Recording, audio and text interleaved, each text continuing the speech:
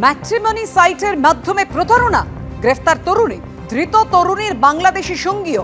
বেসরকারি সংস্থায় কর্মরত এক যুবকের থেকে টাকা, মোবাইল, সোনার গয়না লুঠের অভিযোগ।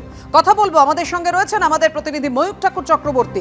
ময়ূক, কিভাবে প্রতারণা, কি কারণে গ্রেফতার করা হলো ওই তরুণীকে, কি অভিযোগ? দেখো, প্রথমেই তোমায় যেটা জানাই, এই মুহূর্তে আমরা এয়ারপোর্ট ২.৫ নম্বর গেটের সামনে রয়েছি, বা ওই হোটেলের একদম সামনেই। গোটা ঘটনার সূত্রপাত গত ২৭ তারিখ। গত ২৭শে জুলাই এই এলাকারই একজন বাসিন্দা তিনি এয়ারপোর্ট থানায় একটা অভিযোগ দায়ের করলেন এবং অভিযোগ দায়ের করে জানালেন যে তিনি একটি বেসরকারি সংস্থায় চাকরি করেন, তিনি বিয়ে করবেন ঠিক করেছেন এবং তাই তিনি ম্যাট্রিমনি সাইটে তার ছবি আপলোড করেছিলেন। একজন যুবক সেই ছবি ম্যাট্রিমনি সাইটে আপলোড করার পর একজন তরুণীর সঙ্গে তার পরিচয় হয় এবং সেই তরুণীর সঙ্গে তারপর ঘনিষ্ঠতা বাড়ে এবং তারপর এই এয়ারপোর্ট ২.৫ নম্বর গেট সংলগ্ন একটা হোটেলে ওই তরুণী ওই যুবককে ডেকে পাঠায়।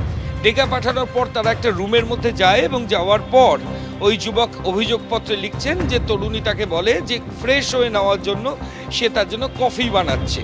এরপর রুমের মধ্যে থাকা যে সমস্ত জিনিস, কফি এবং সেই সমস্ত দিয়েই ওই যুবকের জন্য ওই তরুণী কফি বানায়।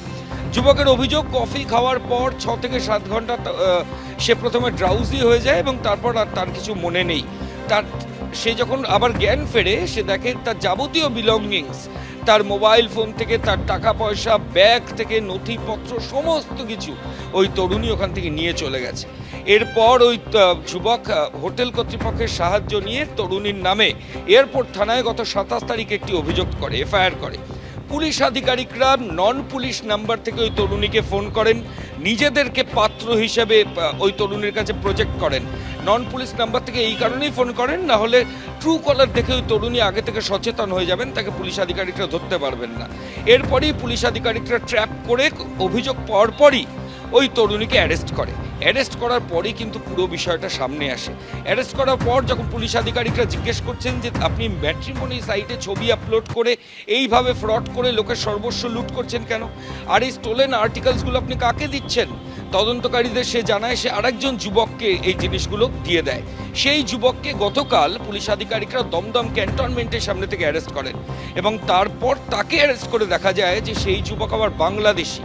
তার কাছে যে পাসপোর্ট এবং ভিসা রয়েছে সেই সমস্ত কিছু বাংলাদেশের। বাংলাদেশি একজন যুবক একজন মহিলাকে সঙ্গে নিয়ে এই ধরনের প্রতারণা এবং লুট করছে, এমনই পুলিশ আধিকারিকদের কাছে প্রাথমিকভাবে তথ্য এসেছে। দুজনকে গোটা ঘটনায় এখনো পর্যন্ত এয়ারপোর্ট থানার পুলিশ অ্যারেস্ট করেছেন। তার মধ্যে ওই তরুণীকে অ্যারেস্ট করা হয়েছে যে বিভিন্ন ওয়েডিং সাইটে নিজের ছবি আপলোড করে লোকজনকে অ্যালিওর করে, ইনডিউস করে এবং তারপর এই যাবতীয় ক্রাইম ঘটায়। এবং তার বাংলাদেশি পার্টনার, যার কাছে বাংলাদেশি পাসপোর্ট, বাংলাদেশি ভিসা, এবং সে মূলত এই সমস্ত স্টোলেন যে সমস্ত আর্টিকেলস সেগুলো রিসিভার, এগুলো নিয়ে সে বাংলাদেশ চলে যায়। পুলিশ আধিকারিকরা মনে করছেন পাপিয়া যে এই গোটা ঘটনায় বাংলাদেশের আরও বেশ কিছু লিঙ্ক তারা পাবেন এবং সেই মোতাবেক তারা ইনভেস্টিগেশন শুরু করেছেন।